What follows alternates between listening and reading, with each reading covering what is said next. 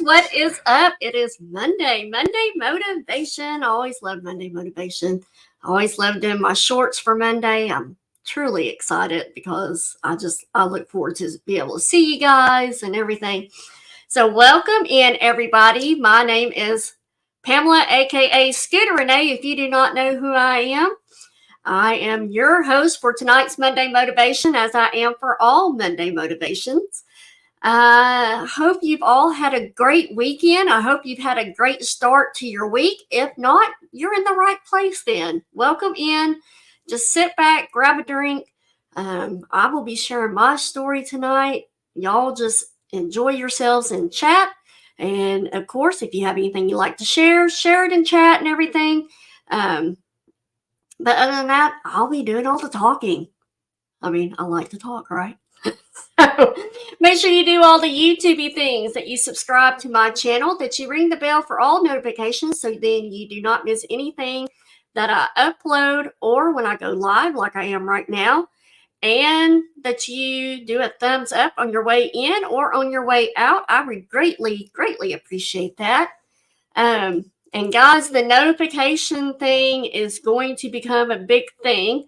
As most of you know, I'm having neck surgery come September 8th, and I will be dropping, hopefully, if I get everything done in time, a lot of buy it now videos while I am out. So then that way you can still have the pleasure of shopping my inventory, and I can still hopefully have the pleasure of still making something while I'm out. So welcome to all my OGs and the playback crew. The playback crew, you guys are what keep me going throughout the week. So just to show you guys, if you can't catch me live or if you miss part of it, you can always go back and watch it again. So welcome everybody. So let's see who all we have in chat. We got Wing. She says, yay, I remembered. I knew you would remember. Welcome in, Wing. We got Jimmy Mac. When are you coming back? I miss seeing you today, buddy. Right? Today? Who was up there today? Were you up there today? I didn't see you, right? We got my buddy Tammy, Dream Chaser, in with us as well. That's right. Her surgery was a success. I stopped by to see her today, and she had her little patch on her eye, so she looks so cute. Cutest little pirate I've ever seen in my life. We got Echo here. Hey, Echo, welcome in. Good to see you. We got Kelly in Texas. What's going on, girl? Welcome in. We got Cassie here. Hey, Cassie. Lucy. We got Lucy here. Welcome in. Thank you, Lucy. Thank you, Wing. Why, yes. Can y'all tell I got my hair done? Decided to go purple and pink. I asked my hairdresser, I said, hey, I'm having neck surgery September 8th, so I don't know how long I'll be out before I can actually get my hair done again. In October, I was planning to go purple anyways because celebrate Alzheimer's month in honor of my mom. And so I was like, can we do purple? And hopefully it'll last until October, maybe. Lisa D, welcome in. Good to see you. Kathy, sweet. How are you, my sweet friend? Welcome in. We got Michael Dorito here. Hey, Mike. Let's see who else we got. Cool Ranch, my sister in the house. Welcome in. Cool. Good to see you. I know I said, well, Michael Dorito. That's not her nephew, is it? I can't remember what your nephew's name is now, but I know he's been here before. All right. Anybody else that I'm missing? If I am, I apologize. Just yell at me in chat and I will say hello.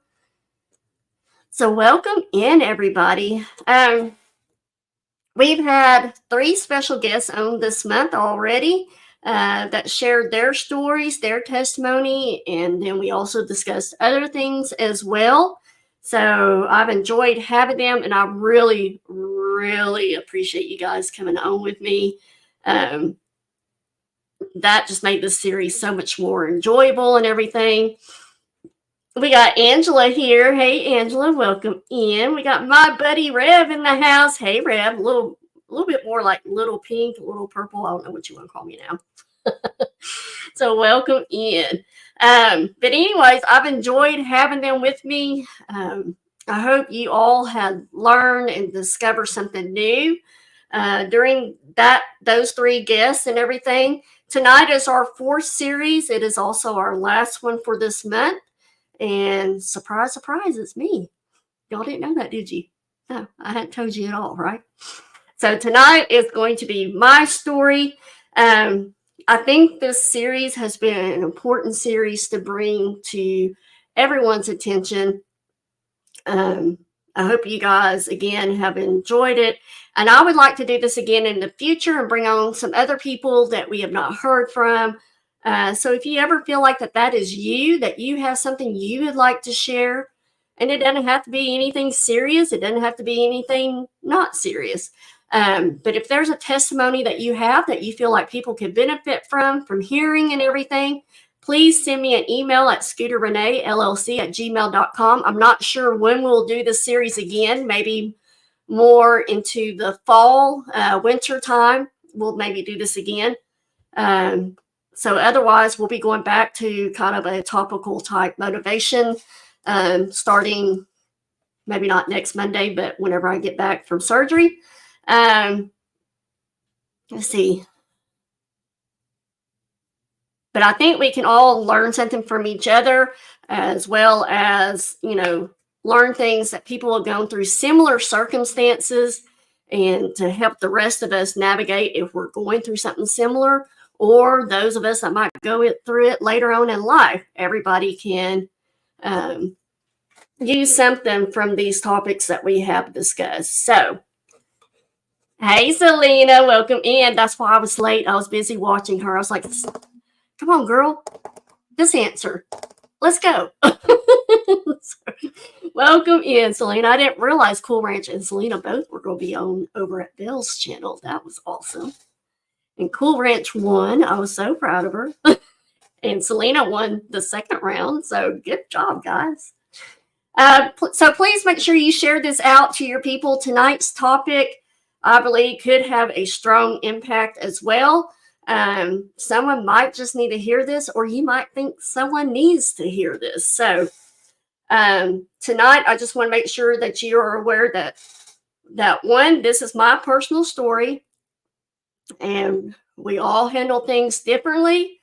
And so I kind of want to put that out there, because how I might have handled this situation might not have been how you would have handled it. How I handle it now might not be the way you handle it now either. So I will be sharing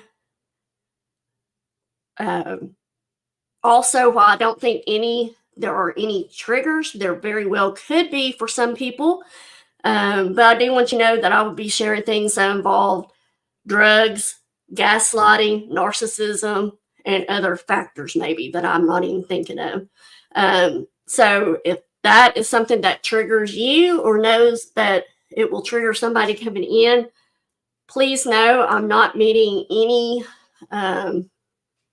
harm to anybody. This is not a fun story for myself or anything, but I feel like it could help somebody, because it took me so many years to realize what was going on in my life, and then losing myself as well. So I think it's important that we also give our pain and darkness a voice. That way there is a light for someone else, so we can heal from what has happened. So I think all these stories that we've all shared, I think it's important that we give it a voice as well. So first up, though, however, we have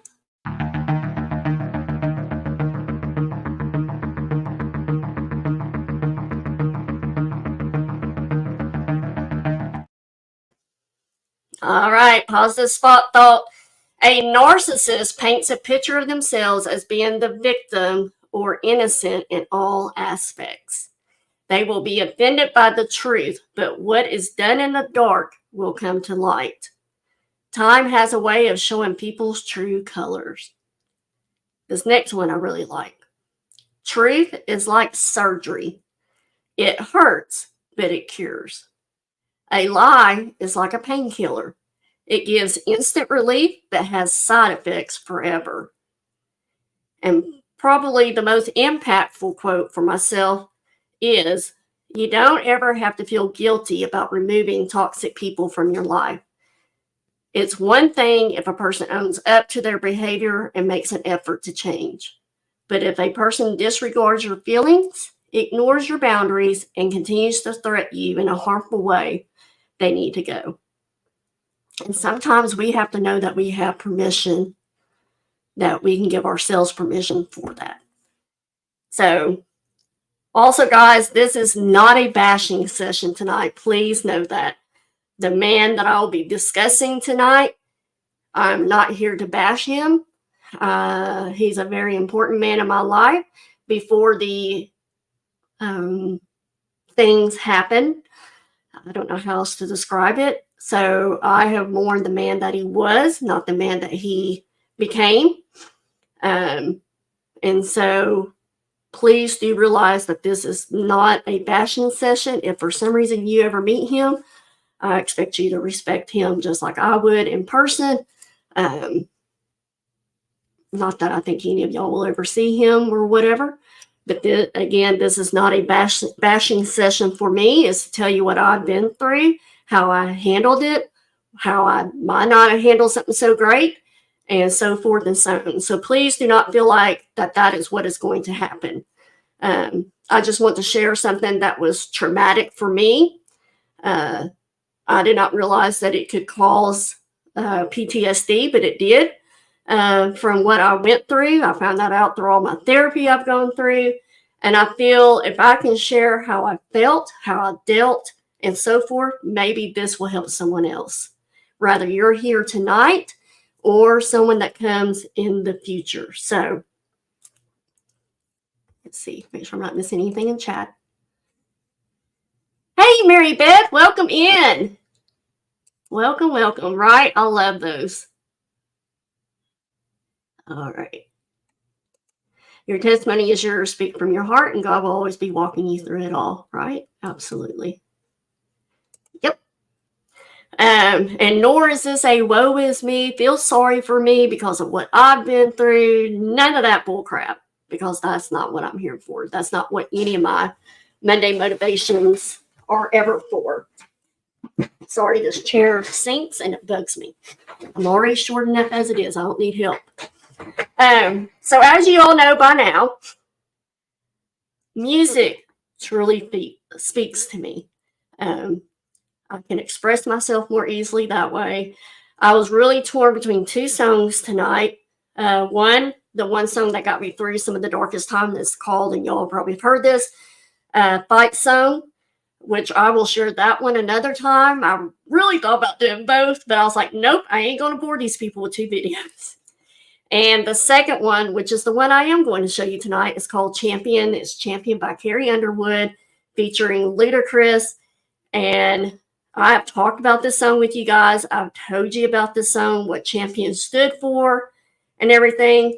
But it is one of these songs that pumps me up. It gets me to refocus on what I'm wanting to achieve in my life and not focusing on what has happened and so forth, because I can't change it anyways. But it also gets me over a lull if I'm having a lull in my life as well. But before we get to my story, I just want to take the time to share this song with you guys, and I hope you really like it. So here we go.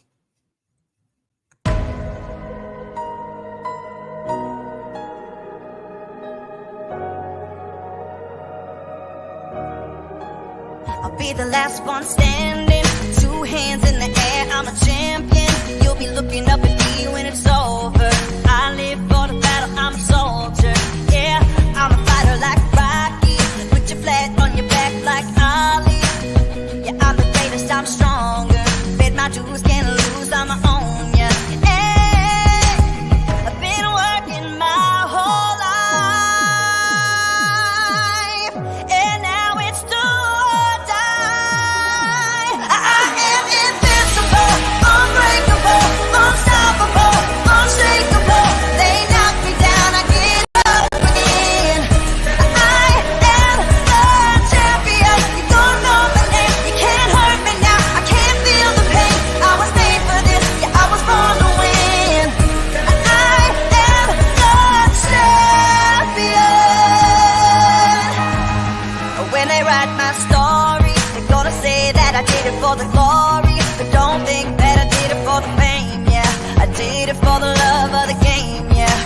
this is my chance I'm taking.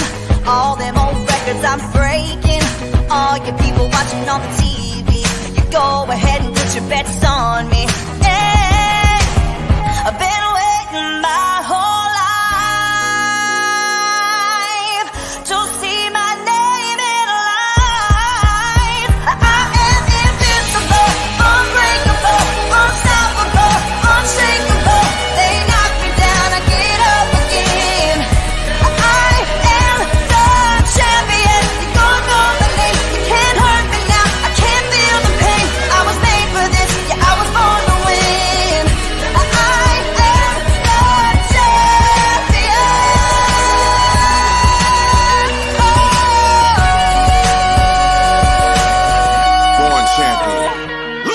The C is for the courage I possess through the drama. H is for the hurt, but it's all for the honor. A is for my attitude, working through the patience. Money comes and goes, the M is for motivation. Gotta stay consistent, the P is to persevere. The I is for integrity, innovative career. The O is optimistic, open and never shut. And the N is necessary, cause I'm never giving up. See, they ask me how I did it, I just did it from the heart. Crushing the competition, been doing it from the start. They say that every champion is all about his principles. Carry. I am invincible, unbreakable, unstoppable, unshakable.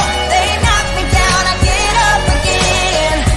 I am the champion. You don't know my name, you can't hurt me now. I can't feel the pain. I was made for this, yeah, I was born to win. I am the champion. Yeah. Surpassed all rivals. It's all about who wants it the most. Fight for what we believe in. That's what champions are made of.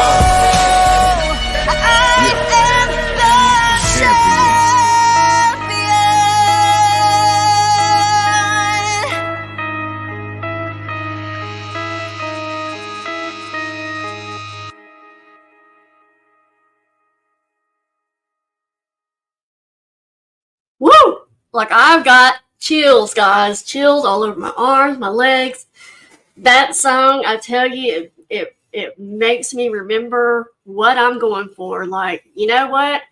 My stepdad, you gave me the building blocks to being positive and everything. You're the reason why I got into being more motivated and positive and everything throughout my younger life. And I lived so much through him that it's now my turn. Like, I have taken over since 2021. So that just tells you how fresh, I don't know if that's the right word, but how fresh this still all is and everything. I'm discovering myself. So we'll just get into it. Thank you, Tammy. Let's see. Let me go back and chat just really, really quick. I love You're Not a Victim, You're a Survivor. Love that song. Yes, yes, yes. All right. That's one of my favorite songs. Like, man, I am like moving and throwing all the heck yeah, you know, and all that stuff. So Jamie said the bad things that happen to us make us stronger. We say, hey, I got through that, right? And it's a choice, guys. You can either choose to have it keep you down, or you can choose to move on from it and be a better person because of it. So that's right, Mary Beth. The only person you need is God and my husband. All right, let's see. Right. If y'all remember, I did a Monday motivation talking about these. And so those gloves are in the video, or the gloves that stay on my desk to remind me of that whole Monday motivation topic that we did. So if you are brand new to my channel and you've not seen that, go back and watch it. I don't know how far back you got to go because we are episode 55, so I don't know where it is, but I used those gloves to kind of make an impact of those words as well back then. So now y'all understand it even more. Thank you, Lucy. I knew what you meant, Selena. Hey, Harry, welcome in. Good to see you. 710, hello, hello. Renee, welcome in. Hurricane prep stuff. I forget about y'all being that. Yeah. Like, I look at the news one day and then the next is like, oh, wait, there is a storm. I've learned from every bad thing that's happened in my life. There's always something to be learned, right? Regardless if it was a good thing or a bad thing, there's always something to be learned. Lisa D says she remembers that Monday motivation. Stepping stones, not stumbling blocks. Amen. Yes. Yes, yes, yes. So I think you can all understand why I love that song so much. So I'm going to give you guys some background to me before I actually begin my actual story of what I want to share tonight. But my mom and my dad were married for 15 years. I think I was born probably around their 10-year mark. And as you all know, I was born with a cleft palate. And my parents, they were lucky that there were programs or something of that sort. I don't really know, but something that paid for my surgery when I was 18 months old. So they didn't have that burden on them to have to pay. You know, they had to learn how to take care of a child that had a special need in eating and all that kind of stuff. But they didn't have to pay for that. I'm sure they had to pay for some things. But I got a lot of services up until elementary with speech therapy and dental stuff, other therapies that they made available for me. But my parents were married until I was 5 years of age. And then my brother, he is 8 years older than me. So he was 13 years old when they got divorced. And I just cannot imagine how hard that was on a teenage boy at the time. But what happened was my dad, oh, you're welcome, Mary Beth. My dad had an affair on my mom apparently for 2 years. So year 13, 14, 15, 14, 15, however you want to count that. And she just so happened needed to get something out of his glove box. I don't know what it was to this day. It doesn't really matter. But she never went in his glove box is the biggest thing. She never went in his glove box in his car to ever get anything. But just so happened this one day she had to, and she found a card from my ex-stepmom that she had given my dad for Valentine's Day. So that's how my mom found out about all this. And my dad at the time was a traveling food salesman. And so her Dairy Queen was on his route, his selling route or whatever. And so that's how he got to know her. That's how they struck up their thing and everything. So I've been told that the first time I went to stay with my dad and my stepmother was there, I was so confused and I cried for my mom. And I wanted my mom because I didn't know what was going on. This isn't who my mom is. Who is this lady? So that kind of give you a little background on that part. So mom stayed a single mom until I was 10 years of age. She was single for 5 years. She had dated some throughout those 5 years. One guy, however, was so bad that we had to go to court to get a restraining order against him. If you remember my climb video, I kind of talk about that really quick in there. The guy had threatened my mom with a gun at her work, and then for whatever reason showed up at our house. And yeah, remember, I am like probably 8 years of age at this time, anywhere between 5 and 10 that this happens. The guy showed up at our house with a rifle. And the only reason why I knew he had a rifle is mom had the drapes drawn, but I went to the front door that had a big glass in the front door, and I moved the drape back long enough to see him. And of course, my mom would yell at me, get away from the door, naturally. And he had shown up there with a rifle, and because I had witnessed that, I had to go to court. I remember being this young girl and feeling even then that I had to protect my mom. Remember that it was the first time that I ever gave someone like the stink eye, the mean look, little bitty thing. But that pissed off face, like, I'm going to get you, sucker, whatever. But I do remember, even at that young of age, I felt like I had to protect my mom. So advance forward, Mom had apparently been reading the personal single ads in the newspaper, and a gentleman had posted in an ad in the paper saying he was looking for a single woman who could still have kids that was no more than 30 years old at the time or something like that, some age before, well, she was 35, so it had to be before that age. And so whatever convinced my mom to take a chance, she did. She took a chance. She sends his letter, answers his ad, and even though she was nothing he had asked for, she still took that chance. She was, again, 35 years old. She had 2 kids. My brother was 18 going into the Navy, and then my little 10-year-old self, and she could not have any more kids. And he answered her, and apparently the rest was history after that. So my mom and my stepdad, who I called my dad pretty much from the get-go, got married in May of 1985, and they were still married when she passed last year. So 37 years of marriage. I used to be very proud of that, that they had beat my mom and my dad's years of marriage, 15 years. They were together for 37. I used to be very proud of that, and so very proud that they stuck it out, And not to say my stepdad was my mom's second marriage. My mom was his 4th marriage. So even crazier, right? So now we're going to advance forward. He is my dad. He's the one that took me to Zig Ziglar. He made me go through Dale Carnegie.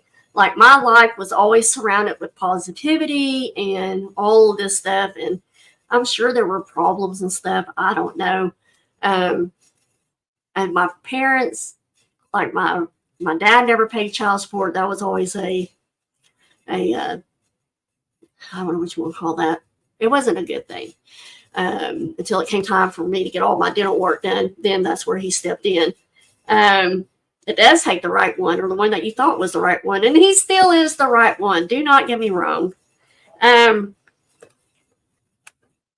But I didn't have to see my real dad. I didn't have to see him unless he wanted to see me or I wanted to see him. My brother and I were never forced to go see our dad every other weekend or anything like that, like you see nowadays. And in most ways, I appreciate that, because I knew when my dad got me, he wanted me. And when I wanted to go see my dad, I wanted to go see my dad. It wasn't a forced relationship or anything like that. And I still appreciate that to this day. So we're going to advance even further along. 19 years of age, I'm in college. I'm going to my stepdad's alma mater college. I thought it would be so cool that I would graduate from the same college as he did. And I ended up getting pregnant at age 19. And this was the first time in, not fairness, I should say, that I noticed that me and him weren't really blood related. And even though blood doesn't matter, you'll understand here in just a second. The guy that I was dating in high school, my parents did not like. They wanted better for me, understandably. It's not like he was a terrible guy. He just had no motivation to do anything, work or anything like that. He came from a very, very, very, very dysfunctional family and everything. And so we broke up when I went to college because I wanted the college life and everything. But yet I came down here and I saw him on my breaks and stuff. And one thing led to another. I get pregnant. So y'all are caught up to that point. So I was home for spring break, March 94 spring break. And I went to go see my ex. And I knew I was pregnant at this point. My parents did not know that I was pregnant. And so I remember going into their bedroom, and I don't know, he had been napping or something. He had rolled over, and I said, "Hey, I'm going to go see my ex." Try not to release names on here. Anyways, going to go see my ex. I'll be back in a little while, yada, yada, yada. He's like, "Why do you want to go see him? Y'all are broken up." You know, just on and on and on. And finally, he just looked at me before he rolled over, and he just looked at me and said, "You make me sick." And here I was pregnant. I was frightened. I didn't know what I was going to do. I knew that this man was the only man that wanted to be with me, knowing that I was pregnant and all this. And I didn't think I would be worthy. Let me put it that way. I did not think that I was worthy enough because I had screwed up and got pregnant, ruined all of my business career goals that I had for myself at the time. I did not think I was worthy to have more than, and I was scared. That's all it was. I was scared. But that was the first time I realized that and maybe I'm wrong. I've never been able to tell my kids, you make me sick. I've been able to say, I'm disappointed. And maybe that's what he meant, but that just stung, and it still stings to this day when I think about it. So it was the first time that he had said something so hurtful, and the first time I actually felt guilty for wanting what I wanted. Shelby was born that August of 94, and I was working a temp job the day before. My ex had quit his job. Oh, yes, quit his job. And my oldest daughter was being born unexpectedly because I still had another month to go. But I had toxemia, got really sick and everything. And so, yeah, that was a lot on my plate at that time. Fast forward to that following spring of 95. Due to what my mom had went through, my stepdad needed an assistant. And, we're looking at 95. It wasn't popular to have men as assistant. It was still women, secretaries, and so forth. So my mom didn't fully trust women to work with my stepdad, understandably, of what she went through. So in March of 1995, my stepdad hired me part-time for him as his assistant. And then by June, I was full-time. I know. You haven't heard anything yet, though. I was so proud to be his daughter. Not his stepdaughter. I admired him. He had already saved my mom and I from DeWitt, Arkansas, a little podunk town, if y'all know what podunk means. He saved me, and he gave me a job that I knew I'd have for a while, so I knew I'd have income coming in. Plus, my mom no longer had to worry. That was a big thing. He had introduced me one time to a client that I was his stepdaughter. And I remember going into his office after that meeting. I said, do not ever introduce me as your stepdaughter. I've never been your stepdaughter. Don't plan to ever be your stepdaughter. I am your daughter. Period. End of discussion. And so ever since then, he would always call me his daughter. And it was hilarious because the clients would say, oh, I can see a resemblance. So anyways, but I've been like I said, I've been calling him dad since the very get-go. I think it's because I miss my dad, having a dad that was in my life full time. But this was the man that shaped me. He molded me to be positive. And then maybe some not so positive things that I figure out later on. This was, I had a lot to look up to. I had a lot that I felt like I had to measure up to as well. I felt like I never could be good enough for everything. I got pregnant at 19. Yeah, it could have been worse than that. But still, I got pregnant coming from a family that was we weren't wealthy, but we weren't poor either anymore either. So anyways, and I have put this man so high up on a pedestal to where he overtook everything in my life. Husband says, no, daddy will do it. New husband says, no, daddy will do it. And it's always been that way. If I done something stupid, daddy will fix it. I ain't got to tell my husband that I did something stupid. All those kind of things. Hey, Amy, welcome in. Good to see you. But anyways, it was a stupid high of how high I had him. He was the type of guy that would do anything for anyone because he had the money to do it, basically. He served on Arkansas Lung Association. That used to be the American Lung Association. He was the president of that. He was on the board at my girls' private school. The only reason why they were able to go to private school was because of his dime. I mean, I know back then he wanted the best for me and he wanted the best for my girls. So, anyways, we'll keep going. But he had been a financial advisor, and back then they called you a stockbroker. So back then he was a stockbroker, and he had been very successful from doing seminars before those were ever invented, and eventually a radio show he had. That's where he got most of his clientele from. And I was so proud of him because he did not have an upbringing that was positive. His parents hated each other. In fact, she took him to court one time and sent him a card because he won. Sent him a card that had poo in it, literally put poo in it. So that's the type of person she was. But he almost went to jail, and had it not been for back then, you had a choice, and I don't know how it is now, but you had a choice. You could go to jail or you can go in the military. He luckily opted into the military. So he went into the Army. He was part of the, what do they call them, Rangers, where they jump out of the plane and stuff like that. Now he's scared of heights. Funny to me. But he had taken his GED at some point, and when he got out of the Army, he came home and he graduated from Arkansas Tech University. First one ever in his family to graduate from college. Probably the first ever to graduate from high school, if I'm honest. And he had been on the dean's list, the president's list, all of that. Like, he had really turned his life around. He was the first salesman that brought the Smurf to Arkansas. If y'all remember what Smurfs are, the little figurines. He was the first one to bring those, because used to you had to take those items and sell them to stores and stuff. Then he had been in Memphis or somewhere like that, and he was reading the book How to Think and Grow Rich. I've talked about this book as well. But he sat at the Waffle House smoking, reading, and making his notes and everything.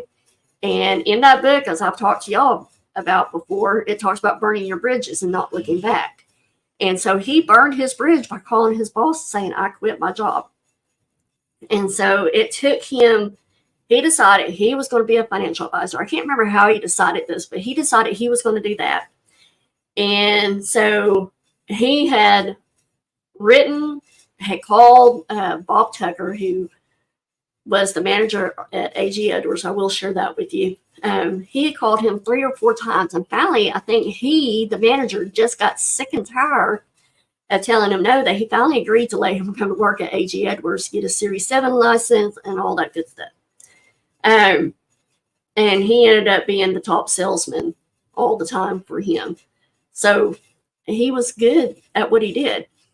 So I spent 5 years there, A.G. Edwards and Sons, and then we went to Prudential and to Morgan Stanley. So I know that's a lot of information, but I basically worked for my stepdad for 18 years, and there's a major reason why I'm telling you all of this.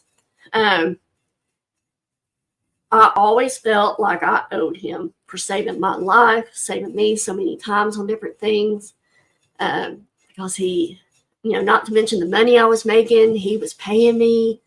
He gave me a job when I could have just had a little rink-a-dink job. I wanted to be better. And so anytime he would say jump, I would say how high, and I would jump anytime him or my mother needed anything. And I find out later, after all these events that have happened that I'm about to share with you, Robert, that really irritated Robert, that I would just jump anytime he said it. And I think it irritated him more after the fact that my mom was no longer living with my stepdad. I did not even realize I was doing it. Robert had to point it out to me. But anyways, it also felt like a respect thing. It just felt like something I was supposed to do, And I just didn't realize how codependent him and I became of each other. Very codependent. In 2011, we got the diagnosis that my mom had early onset adult Alzheimer's. Or how do you say? Early onset of Alzheimer's. She was only 65 years of age at the time. At some point between then and first part of 2012, I noticed that my stepdad was different. He was leaving my mom alone more. He was leaving work earlier more days than not and was looking like he has some sort of itching with his skin. While the thought had popped in my head, I didn't want to recognize what was causing this itch that he was having. This different personality that he was having. I am an avoider. I have found this out through therapy, but I've always called it, if I don't say it out loud, then I don't have to admit that it's the truth. If I don't say it, if I don't speak it, it's not the truth. On April 2nd of 2012, my world, as I thought at the time, was turned upside down even more. And my world went completely dark. My stepdad at the time was in the hospital, at the heart hospital of all places. And my 17-year-old daughter at the time had texted me that she was pregnant. And I was on my way to work. And I was like, and she's like, I can't talk anymore. I'm turning my phone off. I'll see you after school. I was like, the heck you will. But my first instinct was to go see my stepdad, because I knew there I would be comfort, you know. And so I curled up in his hospital bed and I cried and cried and cried my eyes out, as any parent would. And he did say something meaningful at that time. He said, you know, what Shelby has done is no reflection on your parenting. I then went to pick up Shelby, and that's a whole nother story for another day, another time. But however, I found out much later that while he was in the hospital, it was due to because he thought he had overdosed on something. But I don't find this out too much later. So finally, things come to head the following month or so of 2012. And he would occasionally tell me that he probably shouldn't have, he would tell me things that he probably should not have told me in all the years up to this point. But what he told me at this point was more than I should have ever, and I mean ever, known. He had taken me driving. We would go driving ever so often. We worked together. We could leave. You know, he's my boss. I can go with him if he decides he wants to go eat lunch, whatever, you know. So we left work early, and he had proceeded to tell me that he had really been listening to Matthew West, who is a phenomenal Christian artist. And I don't know if many of y'all remember, but he had collected all these letters from fans telling him their side, their walk in life and everything, what they've been through and so forth. And he went to a cabin and he proceeded to write out this whole album while he was at the cabin. And so I'm believing every word that this man, my stepdad, is telling me. So he had told me that he had started giving money out to people, you know, the homeless people, just so that he could hear their story. And then he told me that there was even one that was a female, and that he offered to give her $20, go to Starbucks, have coffee, and just to sit down and tell him her story. And of course, I find out later that that was a lie. He had told me that she had introduced him, and I'm giving y'all a brief synopsis of all of this, introduced him to all these drugs, and that he liked crack cocaine. Why do I need to know this? He hated meth, and how he didn't get addicted to that, I will never know.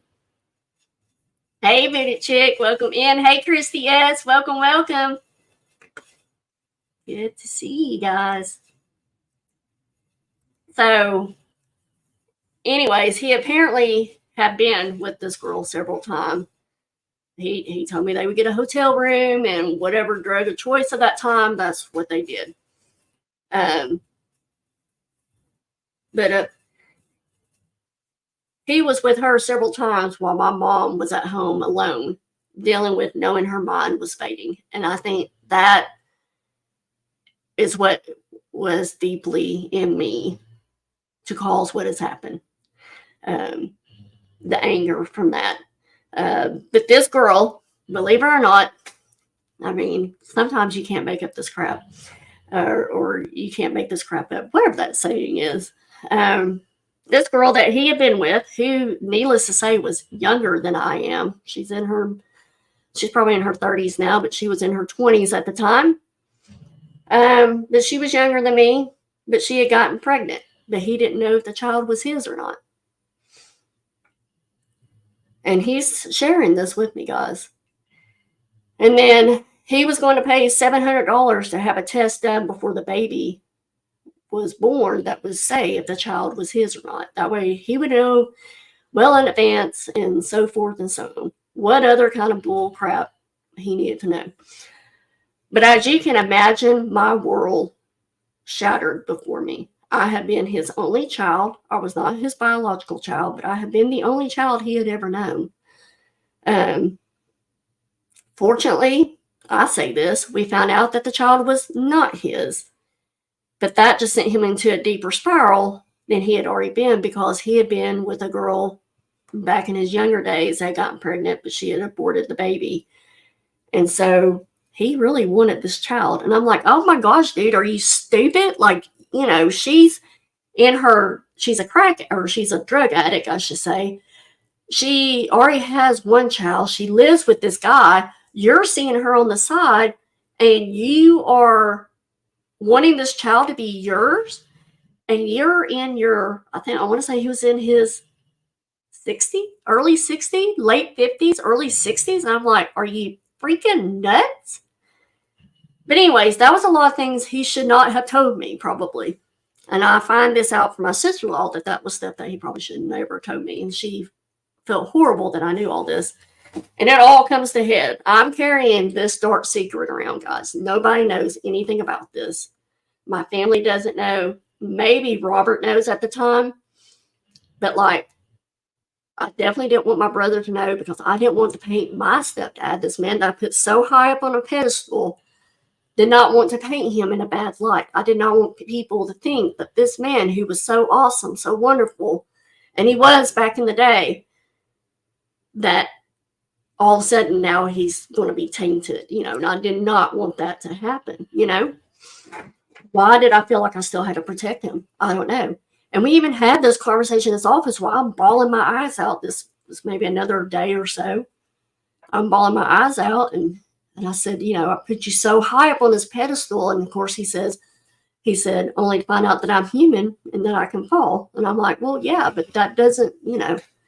Anyways, so I'm dealing with that news. I'm dealing with that my daughter is pregnant. She's graduating high school. You know, we find out in April, she's graduating in May. But I have to say that this had to be the absolute darkest time of my life. The absolute darkest time of my life. In fact, it ends up getting so dark that I had driven my car about 30 minutes from here. And I had the windows down, and I had my sunroof open, and I'm just screaming at the top of my lungs at God and crying, why me, God? Why am I going through this? I didn't bring this crap to myself, myself. So why am I being dealt this crap? I didn't ask for this crap. It didn't even have anything to do with me if I set it all aside. And I came home and I proceeded to take sleeping pills and drank a whole bottle of wine, because I just wanted the pain to be over. Yet also recalling the Lord, to begging him to not take my life, because I was being so selfish. Before my first granddaughter was born, Jim, my stepdad, had entered a drug rehab, but it was nothing but a resort, guys. It was in Cottonwood, Arizona, and it was called Cottonwood. And it's where all the actors and singers and, you know, people like that could afford to go there. It was nothing but a luxury resort centered around drug rehab, as far as yoga and, you know, the healthy things, you know, those kind of things, which I understand that part, but it was a resort. So before my first granddaughter, or I already said that. I'm kind of going by my notes here so I don't forget. So baby Emma was born, and while he was at the drug rehab, baby Emma was born, and she ended up being the light in my darkest time. But I did not know that till then. So he comes home. We're still working together. This is still 2012. Emma's born in September 2012. And Shelby's at college. And I mean, life is still going okay as far as I thought. In 2013, I find out he has still not kicked this drug habit. He's still messing around with this girl. And guys, she could have been pregnant much later. I don't know. It all becomes jumbled together. But now at some point before this or after this, things really get bad. At one point, he was texting me one night and saying that he was going to go kill her and kill him, and he was going to kill himself, and he was threatening suicide. And I am believing every single freaking word that this man is saying. He's going to either hurt them or he's going to hurt himself. And by gosh, I cannot handle if that was on my heart, that happened. And so this is when my brother and my sister-in-law become aware of what all has been going on. They had not a freaking clue of any of this going on. But we got the police involved, and he got so mad. It's the first time I ever known of someone to take their iPhone without a case, throw it against the wall, and it not shatter or break. It worked just fine afterwards. And I pulled up there, and my sister-in-law comes outside, and she's like, "You do not need to come in because he's going to associate all this to you. You need to just go and let us handle it. We can take it." All right. But meanwhile, while my sister-in-law had driven all over God's green earth of Little Rock, Arkansas, my stepdad the whole time was sitting at a Kmart parking lot. Like none of this was really going to happen. And of course, he didn't realize, even later, he does not even recognize that he did this. And here I am freaking out. Like, who wouldn't freak out about this kind of thing, right? So after that happened, he tells Smith Barney that he's Morgan Stanley now, that he has a drug issue, thinking that, in y'all's handbooks at these corporate worlds, they say, we'll help you if you have a problem. Lies. All lies. So he goes to La Paloma in Memphis, Tennessee. There's another great drug rehab, but it's a dual, what do you call it? Dual drug rehab. It's where not only do they address the drug addiction or whatever you're an addict to, but they also address the underlying condition of, a mental disorder or something that's causing this to happen. Diagnosis. Thank you. Yes, thank you, Mary Beth. And so he goes there, and we thought we had finally got somewhere, and he was diagnosed bipolar 2, type 2, which we still had a hard time believing this, or I still had a hard time believing this. My sister-in-law will tell you, oh yeah, he is definitely bipolar.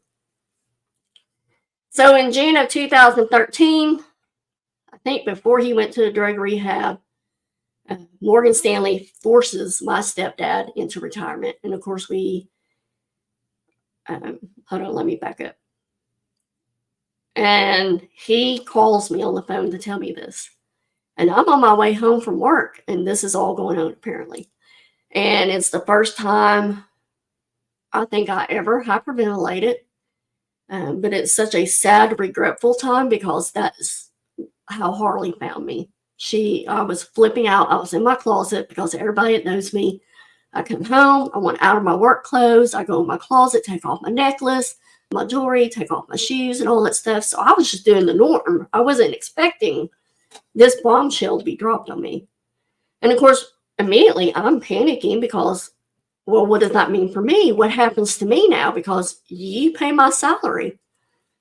But needless to say, I got to stay, but the whole time that I'm there at Morgan Stanley, I'm feeling like I am my stepdad's dirty little secret. Keeper, I should say keeper. I'm not the dirty little secret, but I'm the keeper of the dirty secrets. And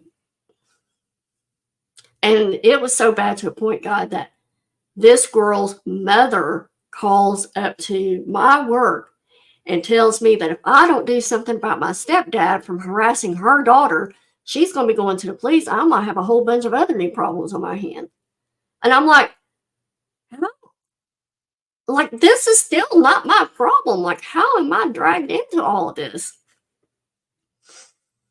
So come August of 2013, I lose my job, I'm given a severance package. I'm sure it's to keep me quiet.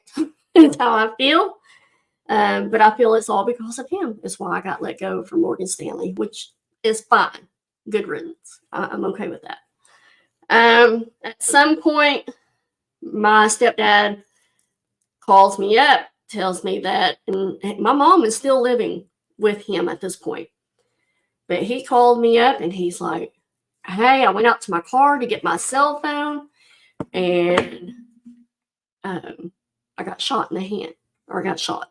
And I'm like, oh my God, And of course, I'm not thinking anything. So I fly over. My parents are probably 15 minutes away from me at this point. And so I'm flying to their house because he's like, I'm still at the house, yada, yada, yada.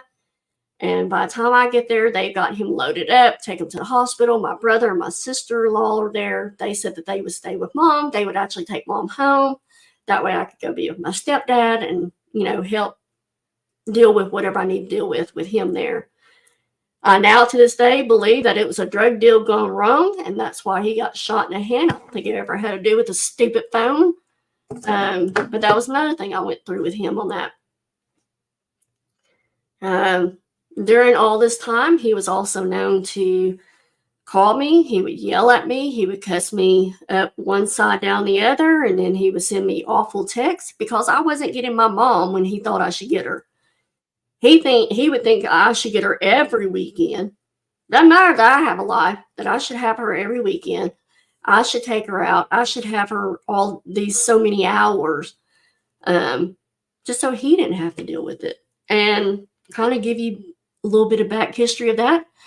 Mom and I waited on him hand and foot growing up, and mom would get mad because he'd leave his wrappers in the kitchen. And he did tell her at one point to leave them. But mom's like, no, you need to just throw your trash away. The trash can's right there. But anyways, neither here nor there. But mom and I always took care of him, basically. So he didn't feel like he needed to take as good care of her as he should have, I guess. I don't know. I look at myself, as I always tell people, I got one finger pointing, three fingers pointing back at me. I'm not a caregiver. I don't have a desire to be a caregiver. I'll pay for the services and whatever I need to do to help you out. But as far as day in, day out, 24/7, I'm not a caregiver. It's amazing that my kids survived. All kidding aside, that's my kids, different story. But during all that, he would send those to me. Like, Robert was seeing all this, and he's like, you either block him, tell him you're not doing any more, or I'm going to. He threatened my brother to burn down his place with my sister-in-law and my mom over there and everything, their kids. So he's becoming this man that I don't even know. We even went 6 months, like from June until 6 months from there, and not even talking at one point. And I told Robert, I said, at the time I was fighting with another friend that I worked with. And I told Robert, I said, I'll be damned if I am the first one to apologize for crap that I didn't do just so I can have peace in my life. Hell will have to freeze over before I do this. I'm tired of being the one doing it. And I guess hell froze over because in that same day, both of them had come to me and apologized. And he's like, I never thought our relationship would get to this point. Right, neither did I. I never ever thought that this would happen. And it just breaks my heart because there was so much time left that he could have had with my mom. But he had been so selfish about his own self. And I understand that when you have your spouse and your spouse is being diagnosed with something, I can only imagine what that does to somebody. I've not gone through it, so I can't say what it's like. But there was so much time there he could have had with my mom that he just wasted. I don't care what he's doing to me, but that's my mom. Totally different story,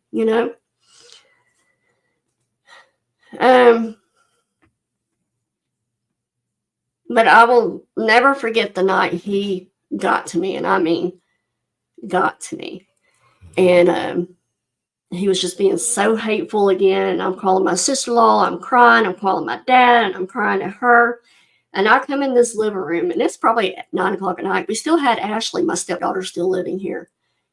And I am screaming, but I'm screaming with less of a voice because I am so like, I just had it.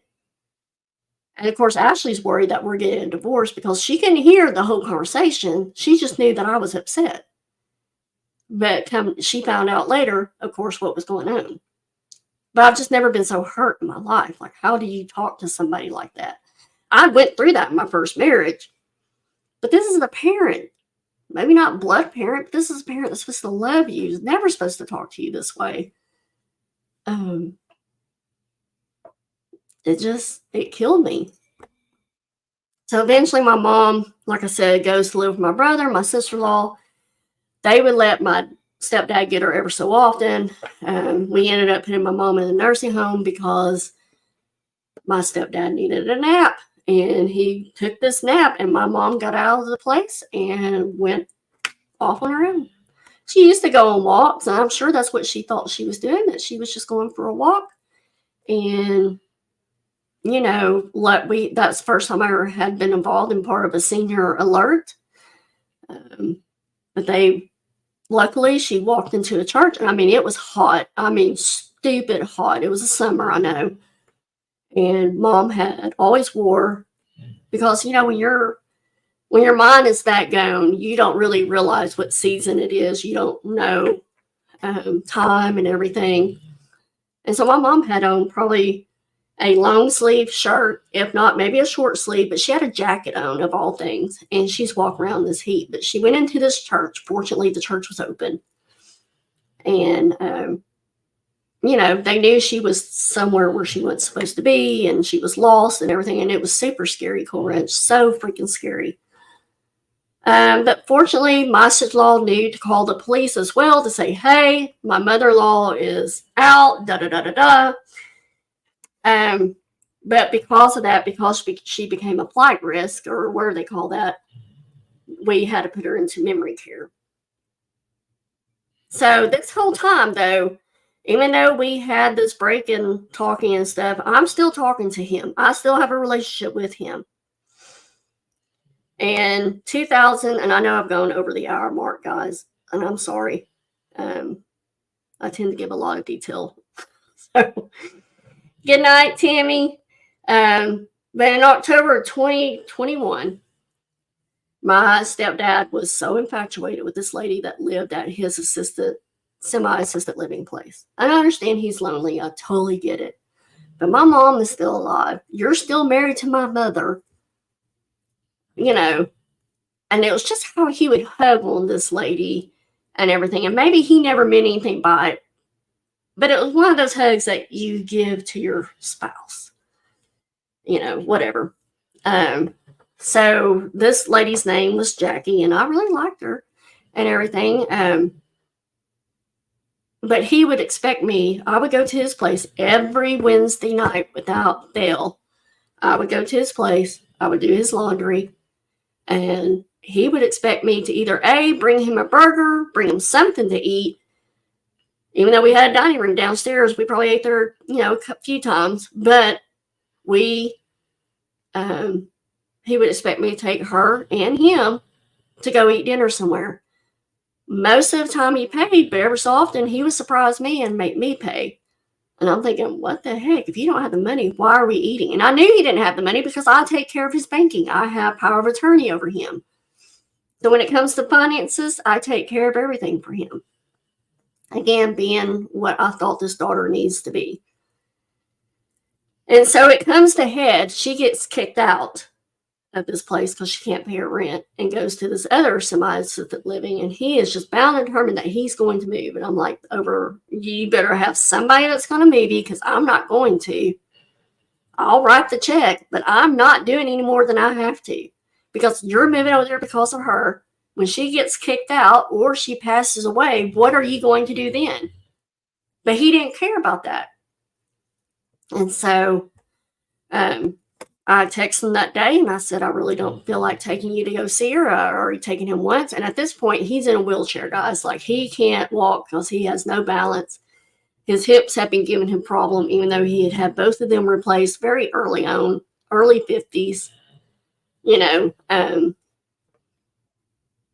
And he texted me, he said, I don't know what your problem is with her, but you're going to have to accept her. And something just freaking snapped in my head.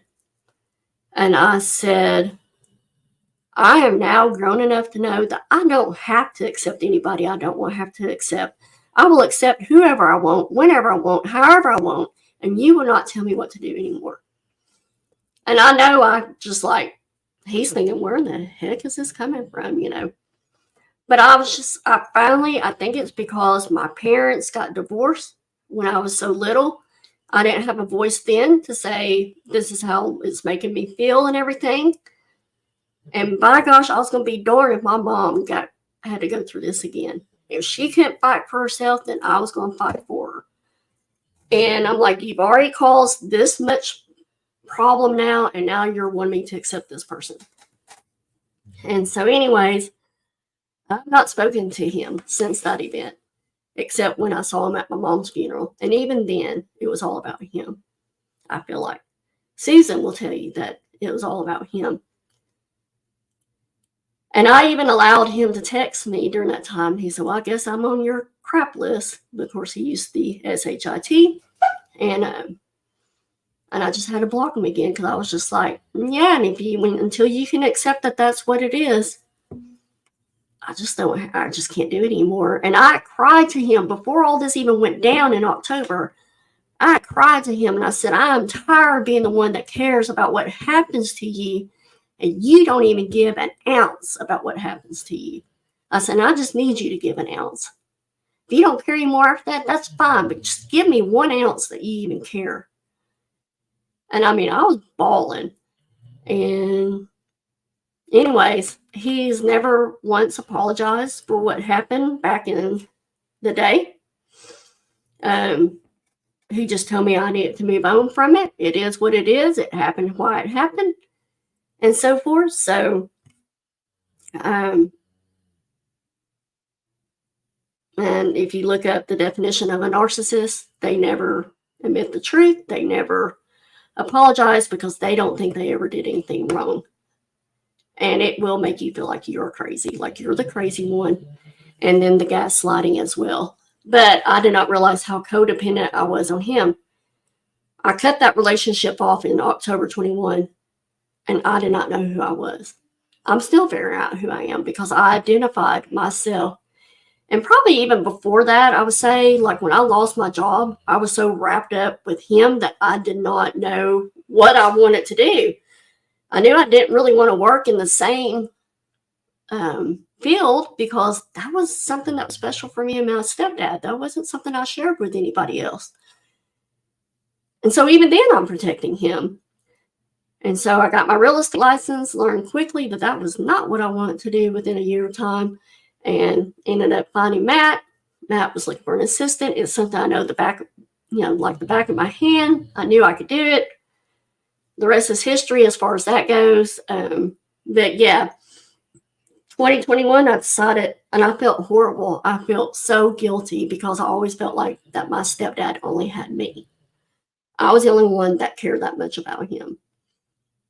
But again, the codependency, like he had me wrapped around his finger and I felt like I owed him. And it was the therapist that said, you have already paid him enough. You do not still owe him.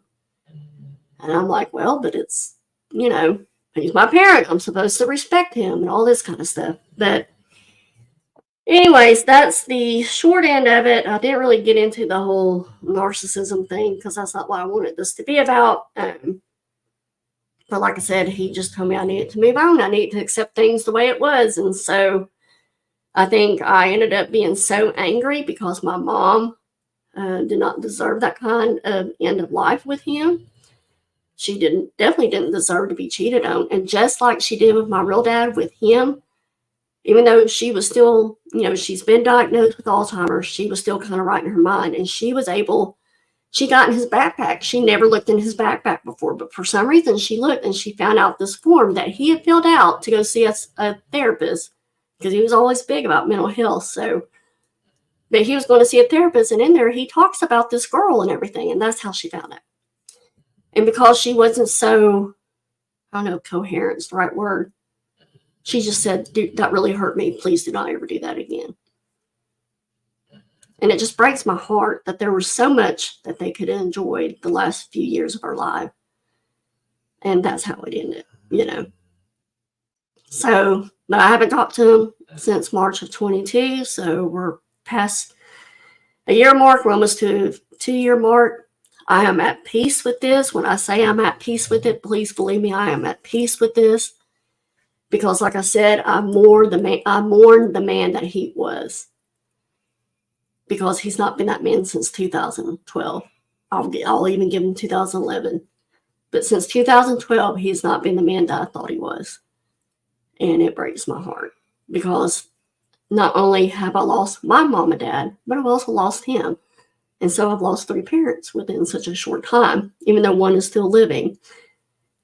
And I joke around and say he's like the goldfish that won't die. But, you know, I'm sure when the time comes, I will be sad. But I honestly do not feel like I will ever have any regret, because the man that he is now, it's not the man that I want to take care of. It's not the man that deserves me to take care of him. So, but I am at peace. I am at peace knowing that I did the best that I could. I'm learning who I am.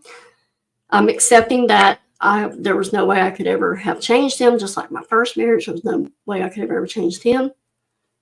And that, by gosh, it's about time that I took care of myself and do things that I want to do and not be a people pleaser anymore. Hair, all of that, I guess I'm rebelling. So, but yeah, drugs, they are not for the faint of heart. I think of other things that people have gone through that have been through so much worse than me. But mentally, that had to be the darkest time of my life. Because you never think it could happen to you. And you think that the person that you love so much, that you pour so much into, can never do this to you. And a parent of all people, you know, I can almost understand spouses or whatever, or kids or whatever. But a parent, you just never expect to do that. So. But I've made it. I am here. I've learned what I don't want to be. And there have been some blessings from all that. I've learned to lean in on my husband more. I've never done that. So that's all new for me too. I've learned to let him take control. And when I can't be in control. But yeah, it hurts. It still hurts to this day. But it is what it is. And I'm not going to waste the rest of my life regretting what I chose to do. So again, that in the nutshell is what has been my story. So I think that's why I try to have compassion for people, because I know what I've gone through. But I do think that this is something that somebody out there needed to hear, somebody that will need to hear. And again, this wasn't a bashing session for him. I still love the man with all my heart. Again, I love the man that he was. I respect that man. This man, not so much, but that's okay. You know. So. All right. I know I missed a lot in chat. Yeah, never apology. Yeah. It just breaks my heart for my mom more than anything, you know. Thank you, Lucy. Real estate wasn't for you either? Nope. In a year time, like he had taught me to invest in myself. He always believed in that, and so I invested in myself. All right, invested myself right into debt. That's what I did. So very true, Wayne. Amen. Yep. And I never really had that fatherly relationship with him, you know. As far as God goes, Jesus, whatever your belief is, the higher spirit, I never had that full feeling of a father from him, because I have my parents on earth as my, you know. But I truly understand that now.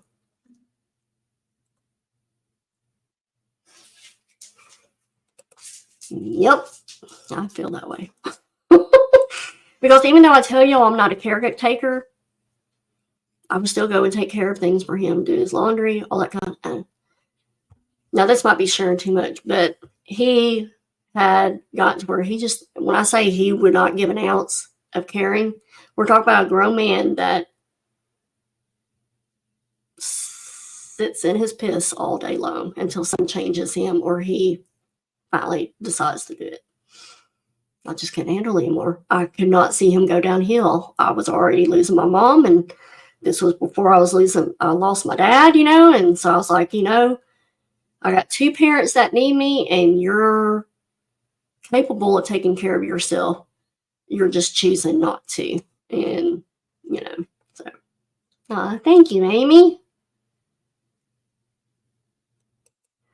That's something I battle with, though, Cool Ranch. It's like, well, am I being the bigger person? Am I being the daughter that I'm going to pay for doing what I chose to do as far as taking him out of my life, Sorry, Amy. Have you fallen? Thank you, Christy. That's right, Selena. I hope you picked up the pink feather in there. I was like, by gosh, I got to throw that in there. And I threw a bunch of stuff that we covered. Stuff from the video climb and all that kind of stuff. I threw a bunch in there. Oh, it's so funny you say that, Cool Ranch. Shelby has a phoenix on her arm and it's rainbow color. And Shelby's always thought outside the box. And so when she was 4 or 5, she colored a bear. They give the little kindergartners the picture of the color and everything. And so everybody's coloring their bear brown, black, one solid color, put it that way. Shelby, no, she's got red, she's got some orange, yellow, like all the colors of the rainbow. And all those colors are in this one bear. And so her phoenix is in rainbow colors. But she, like I told y'all, she was 17 when she got pregnant. She graduated high school. By gosh, she went to Pulaski Pulaski Tech here, got her certificate in computer tech thing, whatever. Went on to college and got her bachelor's in psychology. Now, granted, she suffers majorly from social anxiety and everything. But I told her, I said, you just blew all these statistics out of the water. You do realize that, right? There's a lot for you to be proud of because you just took the teenage rate of getting pregnant and not finishing school. You just blew that out of the water. So I'm super proud of her regardless. Mary Beth, my heart just hurts. Yep. I understand that so wholeheartedly. And so, yeah, when my dad died last year, I felt bad. And I still feel bad that I didn't spend more time with him. And I feel like I wasted my time with a man that I thought was my father. And so, anyway, we'll just move on from that. We have to do what is right for us as individuals, regardless of what others think. We are the one who has to answer for our choices. Stand strong for what you believe in. Thank you, Wing. I needed that. Right? I think life can only get better. If I can just get this past year, if I can get past that, I'll be good.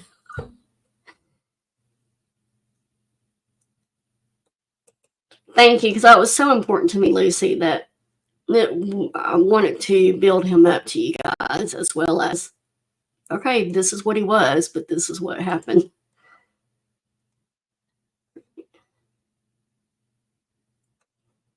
Right, Wing? Yes. Just get. And now you can learn. Hey, this is why I went through that. It made me a stronger person. It made me depend on my husband more. It made me fall in love with my husband more.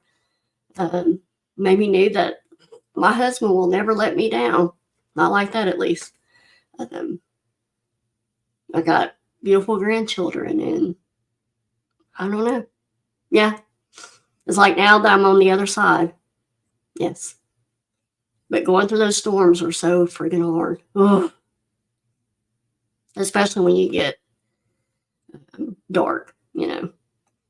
And that's why I feel like we need to share this kind of things, because y'all know I've done Monday motivation for quite some time now, and I'm sure sometimes my life looks hunky-dory and I don't have any problems maybe, or I never cry online, whatever that may be. But you know, we've all gone through a problem. We've all gone through a struggle. Some things that have tested us to our very limit. I used to comfort myself by the scripture that says, "He is the father to the fatherless," until I realized God is the true father. Right? Amen. Rainbows are great. And you know what's greater than rainbows, Jimmy? Unicorns. Unicorns are awesome.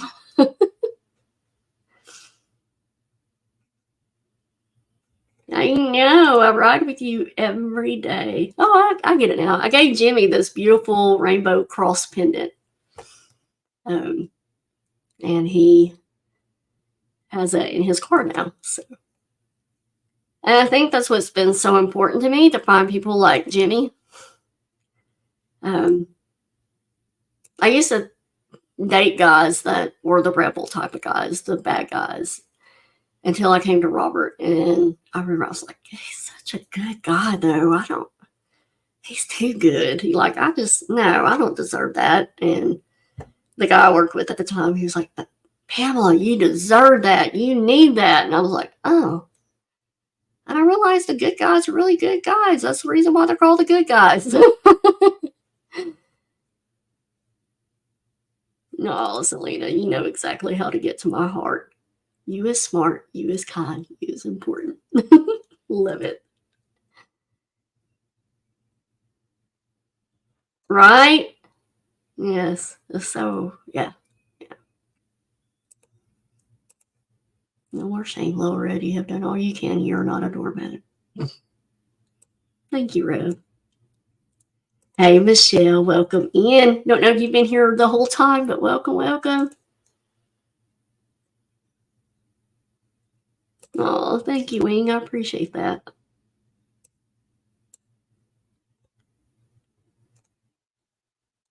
See, I feel like I can probably date maybe after Robert, but I don't think I can ever get married again. Nope.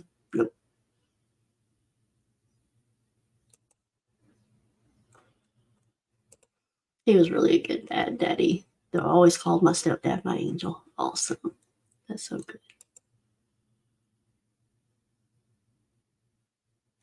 Right, Lucy? I mean, sloths. I mean, come on.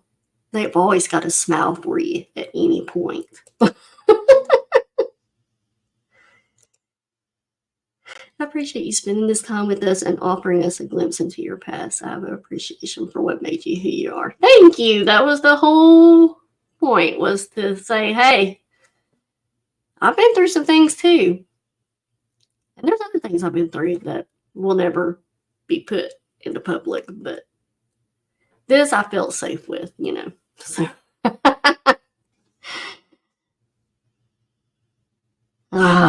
Mary Beth, yes. Yeah. I lost, Mary Beth is new to my channel, so Mary Beth, I lost my dad March. Oh my gosh, guys, how do you forget? March 4th, I lost my dad. I lost my mom March 23rd. So within 2 weeks' time, I lost both my parents. And then my sister-in-law passed in August of last year. And then I just lost my brother in May of this year. So, and it was just my dad, my mom, me, and my brother. So that's where I do kind of hate that I don't have my stepdad in my life, because I could so use him right now. But I want him. That's who he was before. And I realize that won't ever happen. So no point in dwelling on it, right? Awesome, Jimmy. But again, going back to where I was going with that, Jimmy, I just really don't know if you realize how much your presence in my life means to me. God is putting people in my life now that mean the world to me, and I've only known y'all for such a short time, but with my parents passing and everything, I've been truly blessed. So, yeah. I will do it, Rev. You got it, buddy. You know, Lisa D, I look at my husband, and my husband lost both his parents by the time he was 36. He lost his dad or his mom in August of 06 and lost his dad in April of 07. And I'm just like, how did you do it? Like,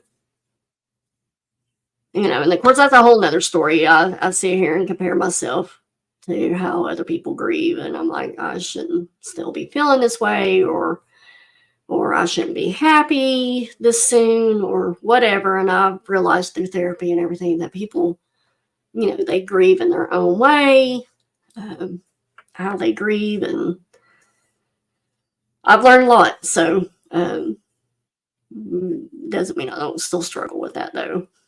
So, because I'm really happy where life is right now. And it's like, it's only been a year.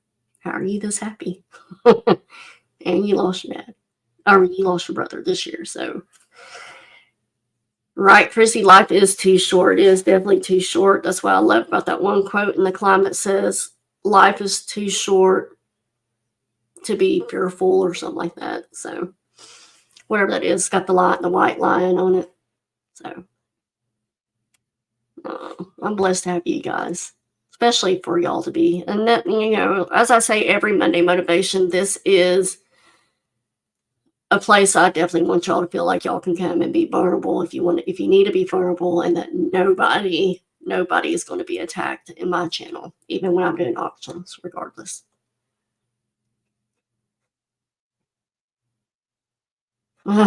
Mary Beth, I feel you. And Cool Ranch and I have talked about this. I still have my husband. I still have my kids. I still have my grandkids. I still have all you guys. I have everybody that I could even think of to be blessed in my life. But when you lose your parents, you lose your main unit. Let me say, your unit that you're born into. Somehow you still feel a little bit alone. Abandoned is even the word I have used. It's like, I understand I have all of you, and I'm thankful for that. But as far as my family unit went, it's just me now. My dad's gone, my mom's gone, my brother's gone, and now there's just little old me. And I feel like that little 5-year-old girl again. And, and Cool Ranch could understand that. And I've had other people that could actually understand that. It's like, I know exactly what you're saying because I've lost both of my parents. Cool Ranch hasn't lost both of her parents, but she still has a way of understanding me, so, which I'm blessed with. So, yes, we do. November, Cool Ranch. November. That's what I'm looking at. Right? Losing both, yes. Oh, thank you, Michelle. You like my hair? Went purple and pink.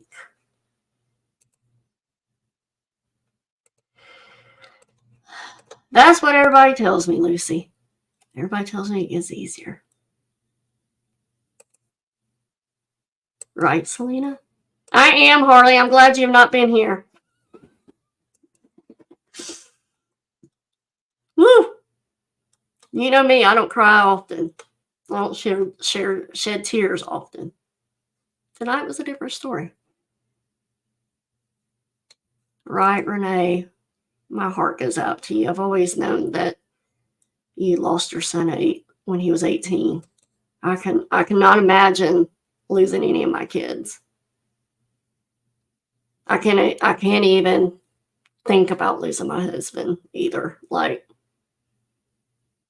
he's been having trouble sleeping, and he's been coming into the living room, and I'm over there feeling his side of the bed like, again, you're not in here, I just love him that much. And knowing that he's going to be my brother, I understand this whole heaven thing, and I understand he's going to be my brother in Christ, but by gosh, I want him to be my husband in heaven, okay? That's all there is to it.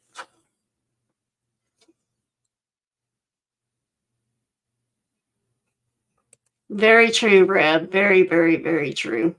Yes. Very true.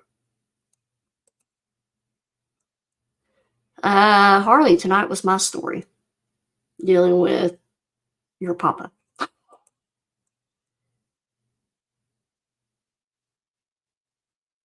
You got it, cool. Definitely. Oh my gosh. Can y'all hear him? That's what he's bad. I mean, what he's good about is he can come home and watch YouTube videos just to make himself laugh if he's had a bad day. Oh my gosh, guys, we've gone an hour and a half. You can go back and watch it, Harley, but have your tissues ready. You of all the family is easiest to cry. So, real quick before I lose any more of you, you can't hear him. Okay, good, because he is just laughing like crazy in the bedroom. So tomorrow night, I believe Roflo and I will be on at 8 p.m. Central for an auction. Wednesday night this week, I'm not too iffy on like I am next week. But I should be on with Dream Chaser Tammy at 8 p.m. Central Wednesday night. And then Thursday night, if I'm home in time, Cool Ranch, that's what I got to talk to you about also. I'll be on with Cool Ranch at 8 p.m. With her. As I've said before, I'm having neck surgery come September 8th. And so I might go live next Monday, at least next Monday, I might go live and just to discuss with you guys what you can expect. But you can definitely expect some buy it now videos while I'm out and everything. But before I forget again, I didn't do the prizes last week. So I want to make up for last week and this week, if y'all remember those tote bags. So before you go, guys, before you go, let me pull this up real quick.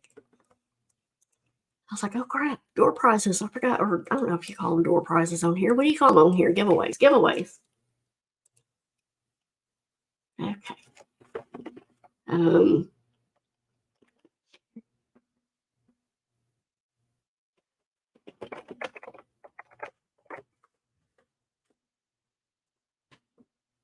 Oh, I don't want the help center.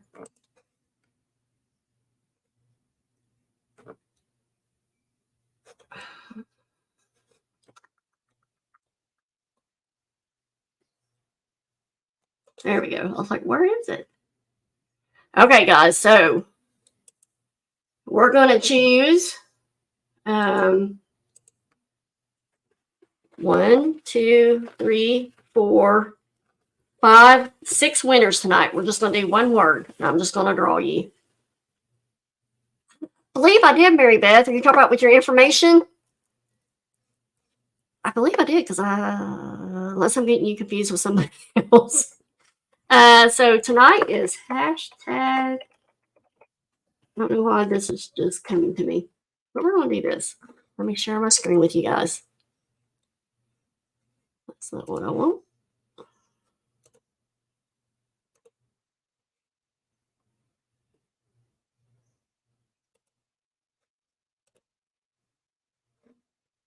All right, so your word is going to be hashtag redeem. So ready, go, put in your hashtag. Yep, Elle got sick. I've gotten everybody sick. Oh, with the sinus thing. Like, what the heck? So get your hashtag in. Oh, Mary Beth, I thought I'd answer you on that. I'm sorry, Mary Beth. No, I ended up selling all of the ones that you had wanted. I'm sorry. Hey, Darla, welcome in. Good to see you. Hey, Jennifer. Welcome in, Jennifer. Good to see you. I missed you. Right, she is so sick. Bless her heart. Anna, I'm crazy. Did I ever say hello to you? I know you popped in earlier. I'm sorry. Hello, Anna. Good to see you. Okay, so we got 22 people in chat, and we are at 14 entries. So get your, and I don't think you have to put in the hashtag. from what I'm understanding. And you don't have to type it the way I have it either. You do have to get the right letters. No worries, Darla. Thank you for being here. I appreciate you. Oh, poor Ellie Belly. Yeah, you ought to get it, Harley. You're Meltdown City. You, of all people, are well versed in that. Right? See, Darla, I knew that's the reason why I liked you. She's saying hello now, though. Patsy, hey. We got 24 people in chat. We are at 15. If you're just now coming in, that's fine. I got 6. We got 6 totes that we're going to give away tonight. Because I wasn't live last week, I knew I'd definitely be giving away 4 tonight because I knew that tonight was going to be the last series in this. And I would just look at each other like, oh, goodness, right? He's probably sitting there thinking, oh, my Lord, she's you all over again. And he still has 18 years to deal with. Well, I guess you can still say 18. That would put her at 20. But anyways, the rest of his life. Hey, Susan Arrington. Welcome. So go ahead and get your hashtag in. Hashtag redeem is the word. Hashtag redeem. We got 16 entries. And we got 23 in chat. I'm going to give it another second. So if you are interested in winning one of these totes with these awesome sayings on it, I want you to win it too. Are they really, Harley? I didn't know hers was different. I thought she was having the same thing that we were. I just hated getting Harley sick. She, of all people, does not need to be sick dealing with a 2-year-old. All right, guys, I'm going to do the countdown. So get your hashtag in. We're going to go 10, 9. Even if you think it might be wrong, enter it again. 10, 9, 8, 7, 6, 5, 4, 3, 2, and 1. All right, Jimmy got his in. I just want to make sure Jimmy did for sure. All right, I think everybody's got their hashtag in, so here we go. I was like, yep, she is mine. I don't know how he did it, but she also was full of kisses, and yeah, just runny nose. Poor thing. All right, watch out for the bushes. Y'all know she brings them to the thing. Rita does. All right, here we go. First winner.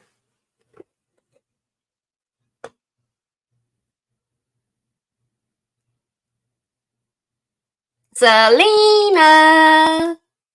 Congratulations! Wait, how do I do this? Haha. Yeah, we'll leave it like that. That'll work. So, Selena, congratulations. So, you get to choose. It's okay to not be okay. Y'all remember these? I don't know if you do or not. But it's okay to not be okay. I have 2 of those. I have 2 of the you only live once. And I have 2 of the now or never. Now or never. So now or never. Okay. Or you only live once. So let me know which one you like.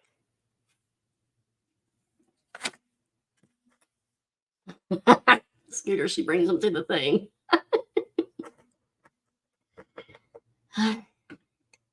You scare me too. Too bad I might say a dirty word.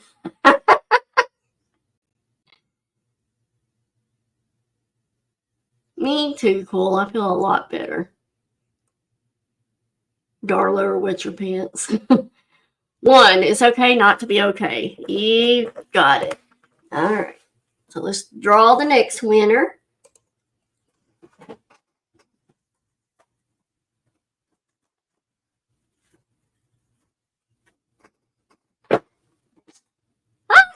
We get a prayer.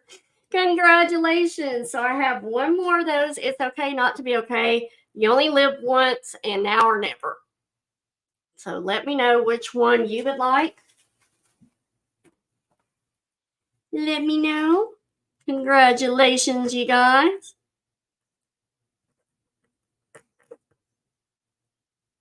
Congratulations. So you only live once is in a brown color.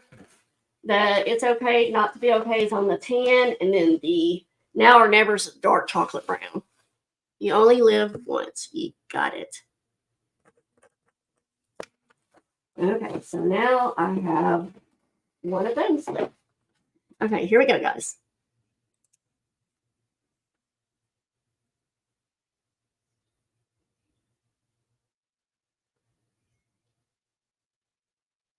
Patsy!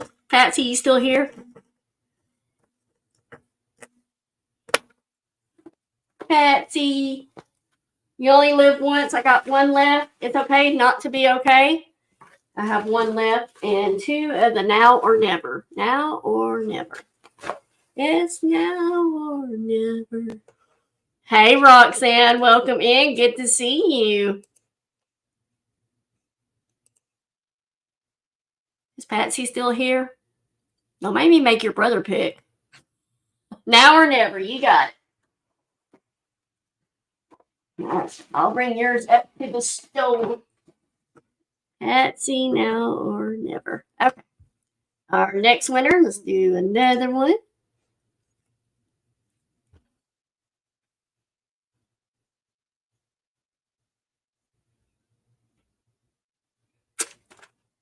Okay, is this rigged or what, Renee? You just put it in there.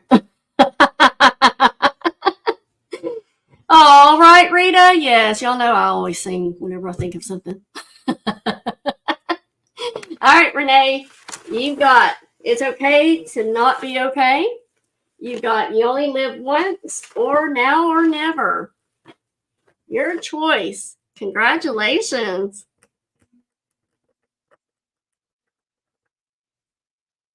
And then after that, we would have two more left. Two more left. Guys, don't forget to continue watching the shorts and get your hashtags in. You have all the month of August. You can go back and watch the earlier month of August and get them all in by midnight, August 31st. And then I will do the drawing on the 1st, I believe, or somewhere right in there. So I'll be doing some more shorts the rest of this week, but up until tonight, you still got time to get those shorts, the hashtags in. All right. Let's see. Did she say? Steadfast. Where you at? Steadfast Renee. Did she say? Am I missing it?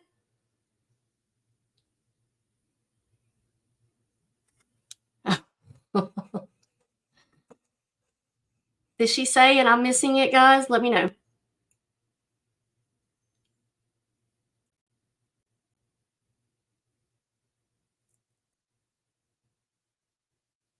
So the hashtag for the shorts, Lucy, if you go and watch my short videos, I will give you the hashtag in my video and you just comment with it. Comment with it down there and it gives you an entry into the drawing each month. And then I draw on the 1st of each month. And so usually I give away free shipping or so much off on your invoice. So go back and get them entered. You have the whole month to get them in up until midnight, last day of the month. So which one do you want? You won. Renee, you won. Winner, Steadfast Selection Renee. See it right there? It's okay not to be okay. You only live once. Now or never. Which one do you want? Which one do you want? Because I want to make sure you get the one that you want. So these are the tote bags I'm giving away. Renee, which one do you want?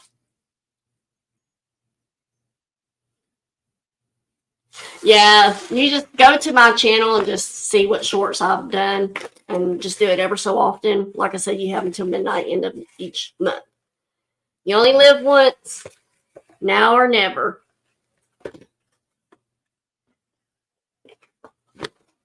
Renee, so tell me, what do you want? What do you really, really want? So tell me what you want, what you really, really want. Right? Yes. And some people can take that out of context and it's like, no, it's okay not to be okay sometimes.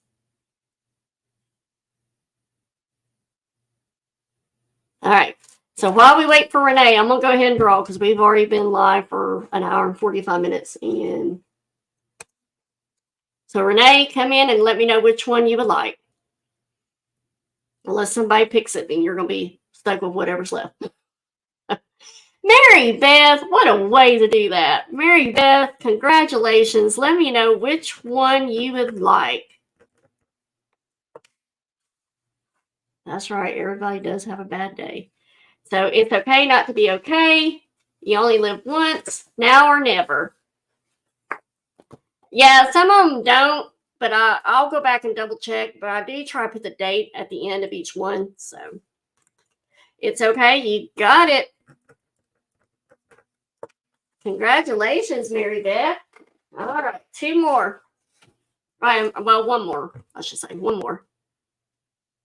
Yeah, so which one do you want? Now or never? You only live once, Renee. Which one would you like? That's your choice. Because I'm going to draw the last winner. Whatever they pick, you'll get you'll get whatever's left. Only got two left. Ah! Well, what the heck? Okay. So our last winner for tonight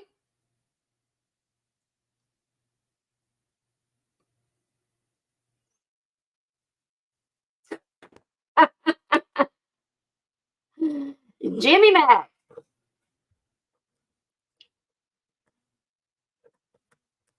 Congratulations, Betty. Which one would you like? You only live once?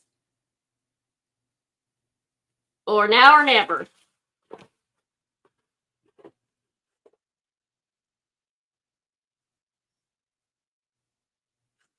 You only live once or now or never?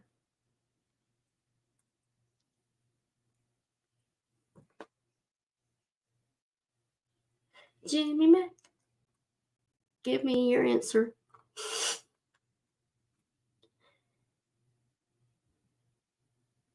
Only live once. All right. So Jimmy is going to get that one. So Renee, that means you're going to get now or never. That one will be coming to you, Renee. Congratulations to all of my winners.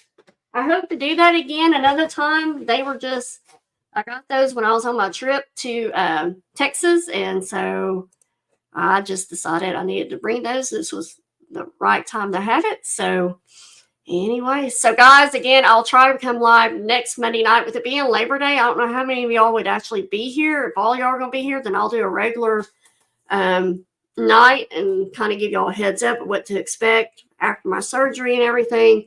And all that good stuff. And then, like I said, Roflo and I will be live hopefully tomorrow night at 8 p.m. Central. So 2 more weeks of physical therapy. Get it, girl. Finish it up. Finish strong. All right, guys. Y'all have a great rest of your night. Have a great rest of your week. If for some reason I don't see you, go out there and be a champion. And Cool Ranch, I'm going to send you the link so you can come talk to me unless you want to do it by phone, whichever's fine with me. Y'all are certainly welcome. Thank you for being so supportive of my story and everything and give me that chance to share. But guys, y'all have a great rest of your night and y'all go out there and do that thing. Thank you, guys.